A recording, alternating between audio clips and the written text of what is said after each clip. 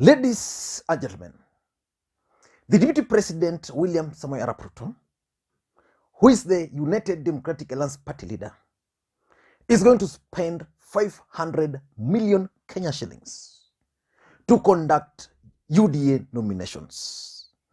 That event is going to take place on the 14th day of April 2022, which is next week.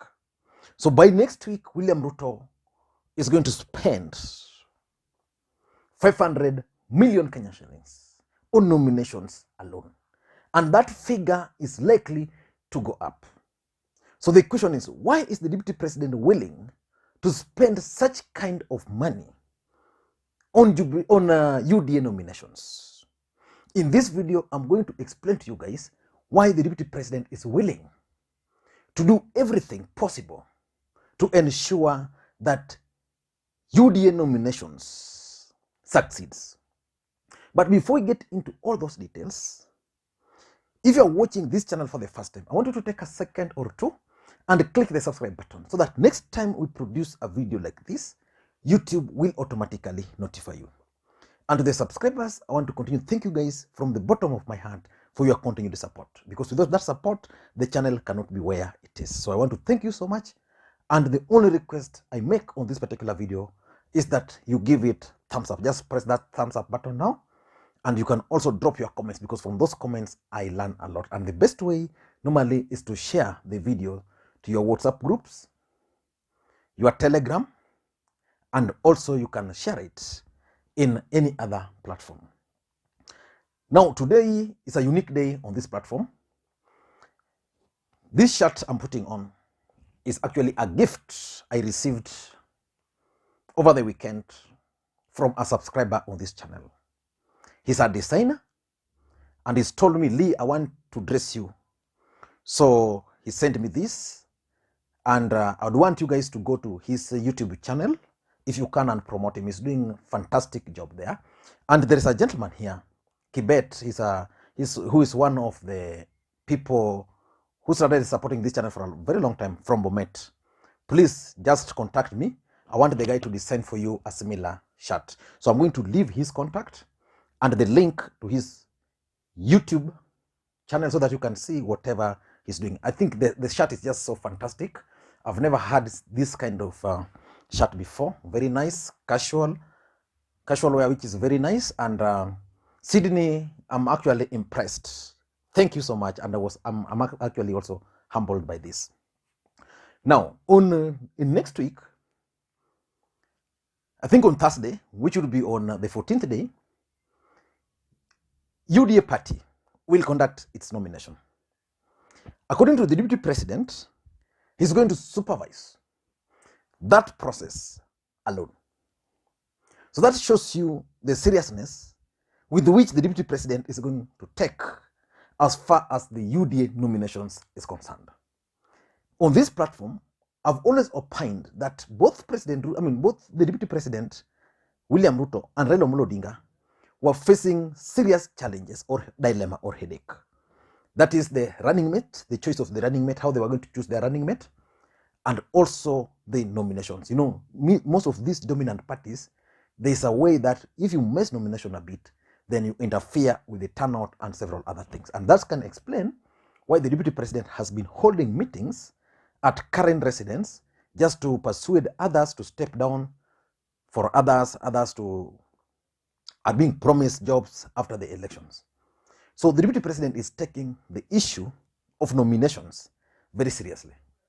Already, the Deputy President and his party are going to recruit over 100,000 polling station clerks. Now, these are the people who will be overseeing, who will be conducting this exercise at the polling stations. So he's recruiting, his target is over 100,000. So let's assume, or let's use the figure of 100,000 polling clerks. Assuming these guys will be paid 2,000, because that's the rate for a single day, that would translate to 200 million.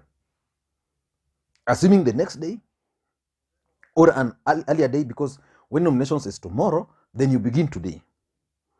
Then let's say that today they're given 1,000, then tomorrow they're given 2,000. That would be how much? That would be around 3,000 each. So that would be 300 million. That's the polling clerks alone. So nominations is not a joke. It's very expensive. And that's why most parties are normally not able to do it. Then William Ruto yesterday also explained that they are printing 45 million ballot papers. Already 30 millions have been printed according to him. I don't know why they reached at that figure, because my understanding is that nominations were going to be conducted by party members alone. Kenya, we have, I think, slightly over 20 million registered voters. But of course, maybe there are several other factors which determined this number. And then if you take 45 million and you assume that each will cost like 5 bob, each ballot paper, because they have security features, or even 2 bob, or even 1. If it's 2 bob, it means it will be 90 million. If each paper will cost 5 bob, just multiply by that. So that would mean 225. That would already more than the 550 if you add. Then there's the cost of transport. On that day, matatus will not be running in Eldoret, in Mount Kenya, because they'll be transporting ballot papers. That's the honest truth.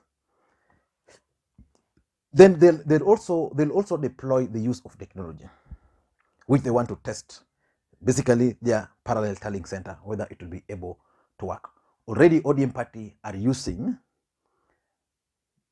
technology to vote. They're not going to go for the ballot papers.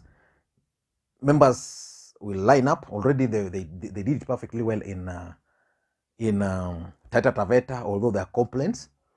So William Ruto will be using technology, not to vote, but to relay the results. And also, William Ruto is saying that he's going to personally supervise those nomination process. So the question is, what is the objective of these UDA nominations? In my view, the deputy president intends to achieve the following objectives. Number one, he wants to test the UDA machinery ahead of 2022 general election. Elections in this country are always rigged. That's a fact, either knowingly or unknowingly. Sometimes even the party themselves agree to rig. So William Ruto, having participated in previous elections, he was with Raila when Raila Odinga's victory was stolen. He was with Uhuru when Uhuru stole Raila's victory. William Ruto was with Moi. He saw how Moi lost. So he's keen and is trying to fix some of the weaknesses which he saw during Raila's time. Is trying to apply what they applied during Jubilee era and fixing some, because he knows Uhuru is also part of the game. So he's trying to make sure that the machinery is working. So the machinery, when I talk of machinery, I mean the following. Number one is the agent. William Ruto is going to apply these 100,000 agents. Polling station. These are actually going to be UD agents. William Ruto has been busy recruiting agents, or what they're calling coordinators, right up to the polling stations. So that in my village, for example, where I vote, William Ruto has agents there. So these are the people who will be tasked with overseeing the election. So William Ruto will test whether these agents can thwart any rigging attempts. So that's number one. Number two, there is also the issue of the turnout, which he wants to check.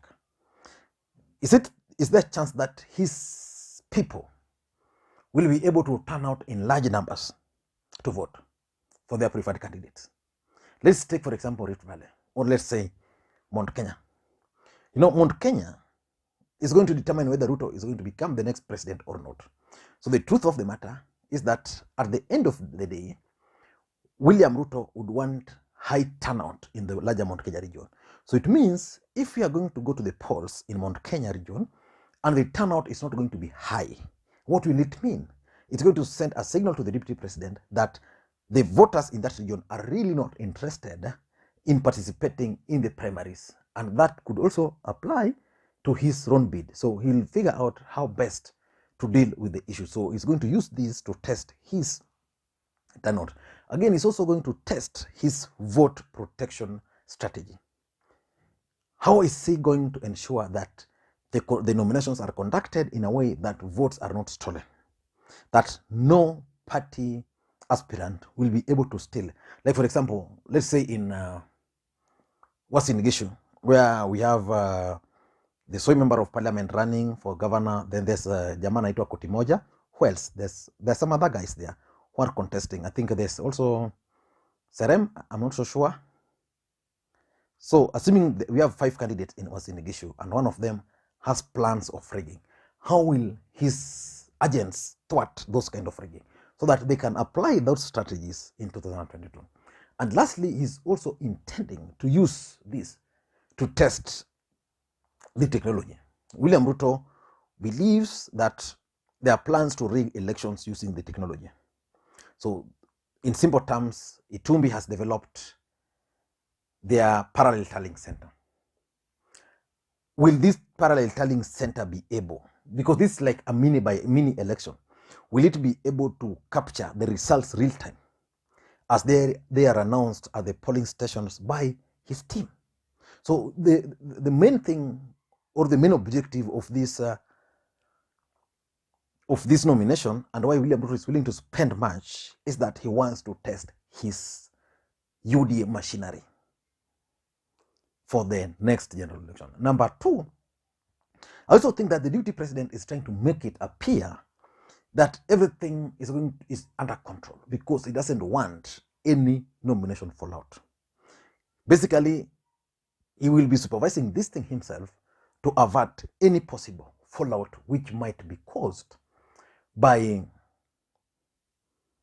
a rigged nomination. Basically, the elephant in the room for the DP is a fallout. And the fallout the DP will be keenly following is in the larger Mount Kenya region. Who in the larger Mount Kenya region will win parliamentary seats and other seats? Of course, the deputy president has tried so hard to avert possible fallouts by talking out some aspirants from the race. But there are places where people are still there. They're running. Remember, Jubilee Party has been waiting for this opportunity to basically go ahead and take advantage of the fallout and win back some of the members they lost. So the deputy president is not going to allow any fallout. And that's why he's willing to spend almost billions just to manage the exercise.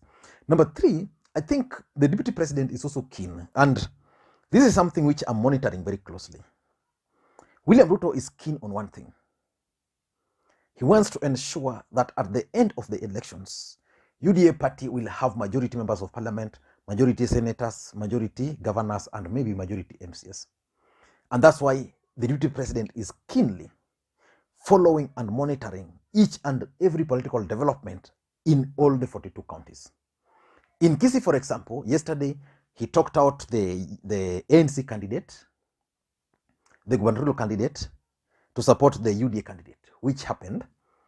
And if you look at it critically, we are going to have almost 3 serious candidates.